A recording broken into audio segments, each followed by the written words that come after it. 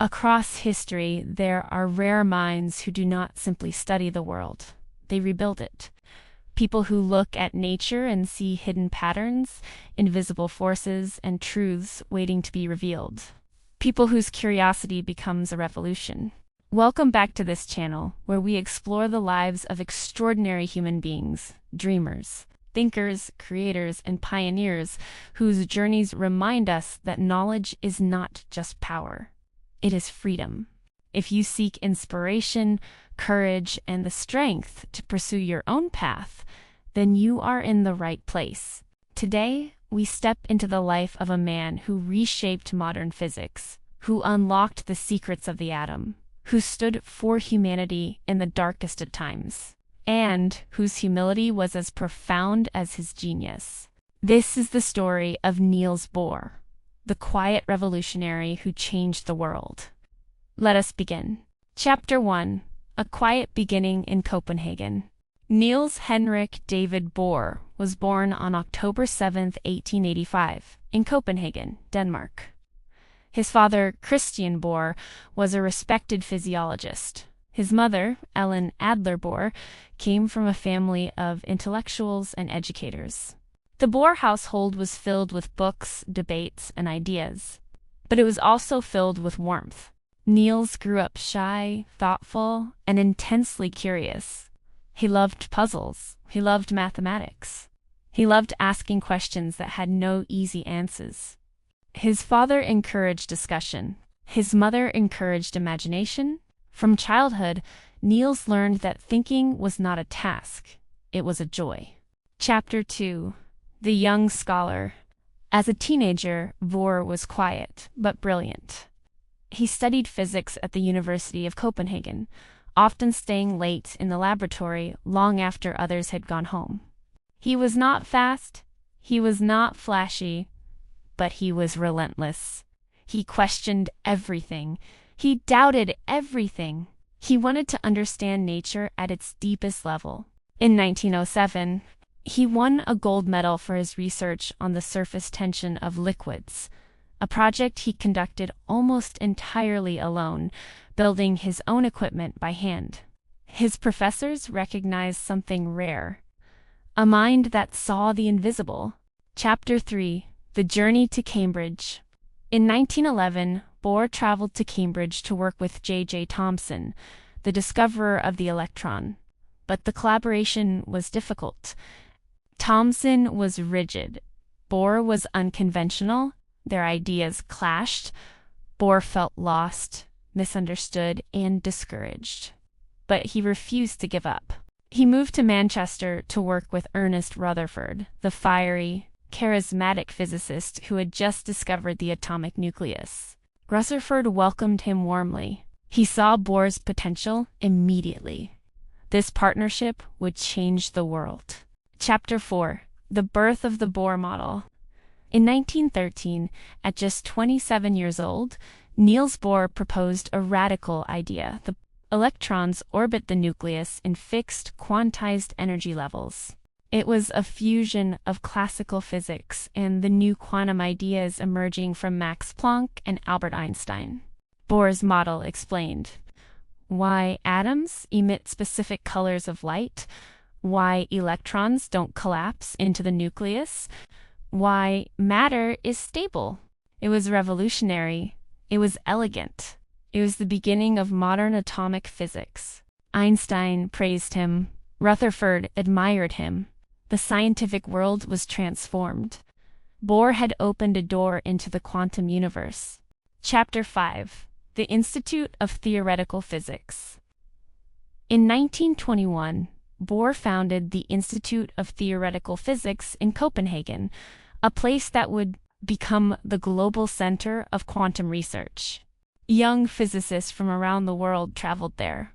Werner Heisenberg, Wolfgang Pauli, George Gamow, Lev Landau, and many others. They called it the Copenhagen Spirit. It was a place of open discussion, deep thinking, playful arguments, shared meals, late-night debates. Bohr encouraged questions, not answers. He believed that understanding grows from uncertainty. His institute became the birthplace of quantum mechanics. Chapter 6. The Principle of Complementarity. Bohr introduced one of the most profound ideas in physics, complementarity. The idea that two seemingly opposite descriptions can both be true depending on how you observe them. Light is a wave. Light is a particle. Both are true. An electron has a position. An electron has a momentum. But you cannot know both with perfect accuracy. Bohr believed this was not a flaw in nature, but a window into its deeper truth. His philosophy shaped the foundations of quantum mechanics. Chapter 7. The Friendship and Rivalry with Einstein. Bohr and Einstein respected each other deeply, but they disagreed passionately about quantum mechanics. Einstein believed the universe was orderly and deterministic. Bohr believed uncertainty was fundamental. Their debates were legendary, intense, respectful, and world-changing. Einstein would propose a thought experiment. Bohr would counter it. Einstein would challenge again. Bohr would respond with clarity and humility. Their rivalry pushed physics forward. Their friendship pushed humanity forward. Chapter 8. A Family of Strength. Behind the scientist was a devoted husband and father. Bohr married Margrethe Norland in 1912. She became his partner in every sense: emotional, intellectual, and spiritual. They had 6 sons. 2 died tragically, shaping Bohr's compassion and humility. Margrethe typed his manuscripts. She listened to his ideas. She grounded him. Bohr once said, "Every great idea I have ever had was born in conversation with Margrethe." His family was his anchor. Chapter 9. The Rise of Darkness. In the 1930s, Europe darkened. Nazism spread. Jewish scientists were persecuted. Bohr, whose mother was Jewish, helped many escape, arranging visas, offering positions, and using his influence to protect them. He believed science belonged to humanity, not to nations. But danger grew. In 1943, the Nazis targeted him. Bohr had to flee Denmark. Chapter 10. Escape to Sweden. Bohr's escape was dramatic. He was smuggled out of Denmark in a fishing boat. He hid under nets and crates. German patrols searched the waters. He reached Sweden safely, exhausted but alive. From there, he traveled to Britain, then to the United States. The world of physics was entering a new, terrifying era. Chapter 11. The Manhattan Project. Bohr joined the Manhattan Project, where scientists were racing to build the first atomic bomb. But Bohr was not there to build weapons. He was there to warn. He urged leaders to consider the moral consequences. He argued for international cooperation. He feared an arms race. His voice was wise, calm, and urgent. But the momentum of war was unstoppable. Chapter 12. After the bomb. After World War II, Bohr returned to Denmark. He was celebrated as a hero, but he felt no triumph. He dedicated the rest of his life to peace. He advocated for nuclear transparency, scientific collaboration, global dialogue, responsible leadership. He believed that knowledge must serve humanity, not destroy it. His influence shaped early nuclear policy. Chapter 13. The Later Years.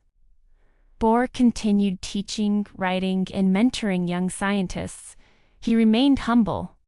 He remained curious. He remained hopeful. He received the Nobel Prize in 1922, but honors never changed him. He preferred quiet conversations to grand ceremonies. He preferred questions to answers. He preferred humanity to fame. Chapter 14.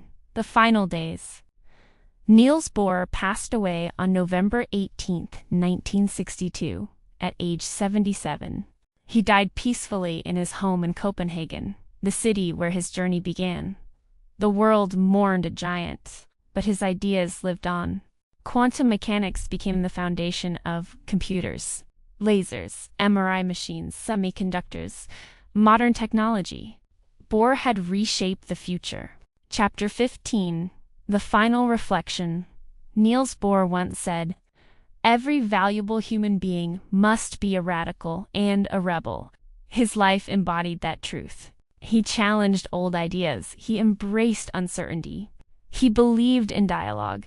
He fought for peace. He changed the world with humility and courage. His story reminds us that greatness is not loud.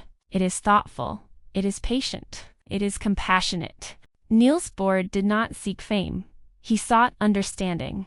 And in doing so, he illuminated the universe. Thank you for spending this time exploring the life of Niels Bohr. If this story inspired you, moved you, or opened your mind to new possibilities, then carry its message with you. Every question is a doorway. Every mystery is an invitation. And every life, including yours, holds the power to discover something extraordinary. This channel exists to remind you of that truth. Until next time, stay curious, stay courageous, and keep exploring.